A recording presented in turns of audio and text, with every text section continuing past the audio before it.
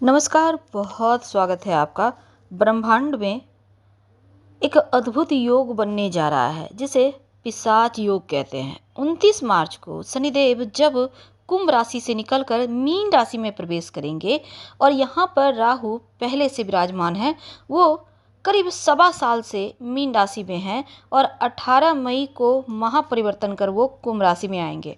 यानी शनिदेव और राहु का कॉम्बिनेशन करीब 49-50 दिनों का रहेगा। युति बनी रहेगी आपके लिए मीन राशि में।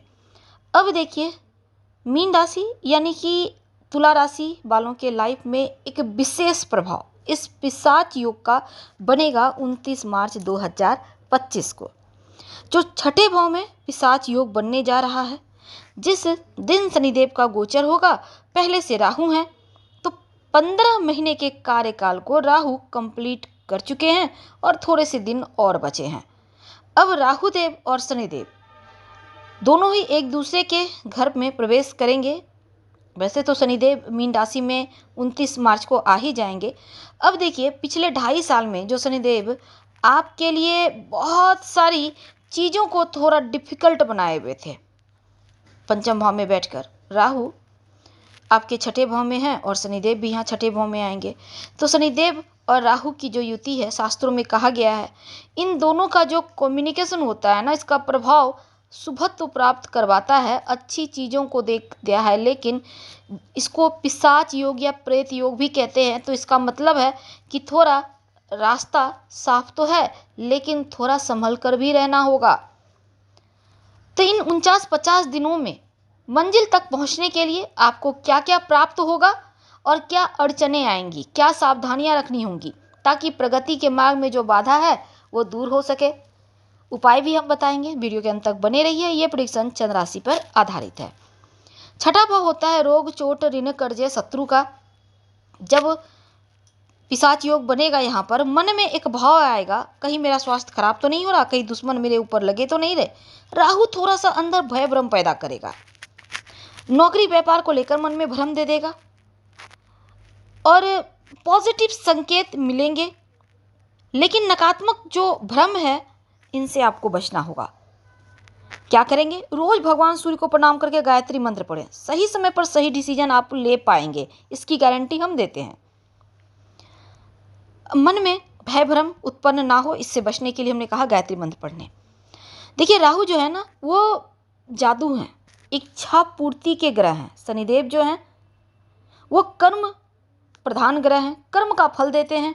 और जो राहु है, इच्छाओं को भड़काता है, फिर उसको पूरा करने के लिए आपके अंदर जुनून भरता है और फिर आप तरक्की के रास्ते पे बढ़ जाते हैं। तो नौकरी और स्वास्थ्य को लेकर आपके लिए बड़ा टेंशन नहीं है, लेकिन अनायास ही काला जादू, तंत्र मंत्र का आपके ऊपर असर हो सकता है। आप इससे बचिएगा 29 मार्च से 18 मई तक। और इससे बचने के लिए शिव जी की शरण में रहें और हनुमान जी के चरणों का सिंदूर का तिलक लगाना शुरू कर दें, माथे पर, कंठ में, कहीं भी। इससे बचे रहेंगे।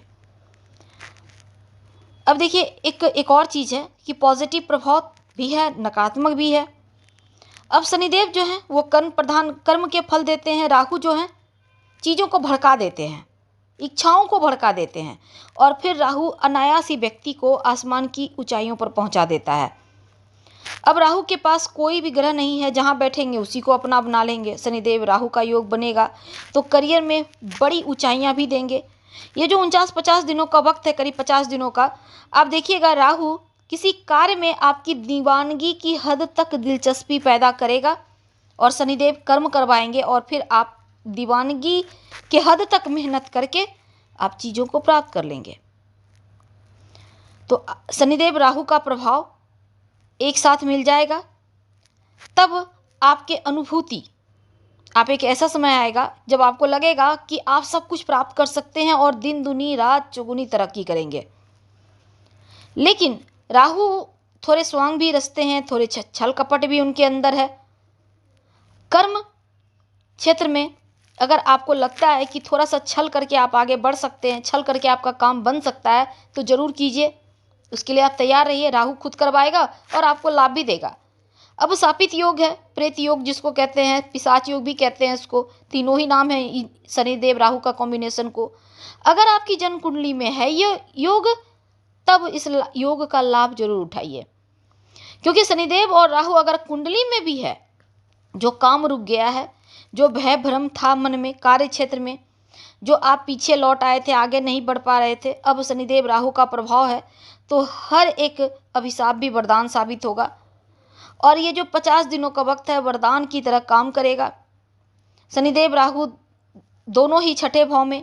सबसे महत्वपूर्ण ये है कि ज्योतिष कहता है 29 मार्च से 18 मई तक छठे भाव पर ये कॉम्बिनेशन होना, या फिर कह सकते हैं कि युति होना, आपको विजय प्राप्ति की तरफ आगे ले जाएगा। ग्रहों की दृष्टि आपके ठीक 7वें घर पर। अब जो 7वां घर है, यहाँ पर कार्य क्षेत्र अगर आप चेंज करना चाहते हैं तो अनुकूल है, घर से दूर जाना चाहते हैं, विदेश जाना चाहते हैं तो अनुकूल है। विदेशी जमीन से कोई काम आपका अटका हुआ है, अब विदेश का मतलब विदेशी नहीं होता, एक राज्य से दूसरा राज्य भी होता है, जहाँ पर जाने में आपको 3 प्रहर से ज़्यादा का वक्त लगे, वो भी विदेश ही कहा जाता है। अब आपका कोई भी संचार के माध्यम से काम चलता है, अटक गया है, वो पूरा होगा। इस योग के प्रभाव से कह सकते हैं कि जिसको हम पिशाच योग कहते हैं, आपकी कुंडली में अगर है, तब कार्य क्षेत्र में जो बाउंड्री है उसके पार आप जाएंगे, इतनी मेहनत करेंगे, या फिर राहु इतना सफलता देगा। शिव जी की आराधना कीजिएगा, इस शिव जी की आराधना से हर मुश्किल का समाधान तो निकलेगा ही। और शिव जी जो हैं, शनिदेव राहु दोनों के जो नकारात्मक प्रभाव है उससे बचाते हैं, इस बात को ध्यान रखिए। क्या करना है, देखिए एक उपाय कीजिएगा। घर में आप एक बार ना, जैसे कि राहु का इस समय थोड़ा सा आपको शुभ प्रभाव लेना है, तो एक बार पवित्र नदी सरोवर में डुबकी लगा कर आ जाइए, या फिर घर में गंगा जल है तो नहाने के पानी में डालकर नहा लीजिएगा, या फिर स्नान करने के बाद थोड़ा सा सर पे डाल लीजिएगा। और घर में जो पश्चिम दिशा है, यहाँ पर कपूर लौंग नियमित रूप से जलाना शुरू करें। घर को हमेशा स्वच्छ रखें, सुगंधित वातावरण रखें। नकारात्मक जो गंध होता है, मलेच्छ चीज़ें जो होती हैं, गंदगी जो होती है, वहाँ पर राहु का वास है, तो गंदी चीज़ों से बचें। अपने घर के टॉयलेट में कांच की कटोरी में थोड़ा सा नमक रखें, हर महीने इसको टॉयलेट में फ्लश कर दें, फिर फ्रेश रख लें, इससे भी राहु का सुप्रभाव आपको मिलेगा। और इसके साथ ही एक और चीज़ है कि आप शनिवार के दिन मांस मदिरा का सेवन मत कीजिएगा, आपके लिए अनुकूल रहेगा। तो काला जादू का प्रभाव, जैसे हमने कहा, तंत्र मंत्र का प्रभाव आपके ऊपर हो सकता है। इससे बचने के लिए ही हमने कहा कि आप हनुमान जी के चरणों का सिंदूर का जो होता है उसका तिलक लगाना शुरू कर दें। अगर आप महिला हैं अपने कंठ पे लगा सकती हैं, पुरुष हैं अपने सर पे लगा, लेकिन महिलाएं हनुमान जी को छुएंगी नहीं। घर का कोई पुरुष सदस्य थोड़ा सा आपको सिंदूर ला के किसी चीज़ में आप थोड़ा सा, जैसे कि हनुमान जी के मंदिर में बेलपत्र ही होता है, तो उस पर ही थोड़ा सा सिंदूर हल्का सा लगा लीजिए। आपको प्रतीकात्मक रूप से तिलक लगाना है। और कुल मिलाकर समय अनुकूल है, शापित योग है, लेकिन उपाय करेंगे तो बेहतर है। लेकिन एक चीज़ है कि आप पक्का वाला तरक्की करेंगे। धन्यवाद।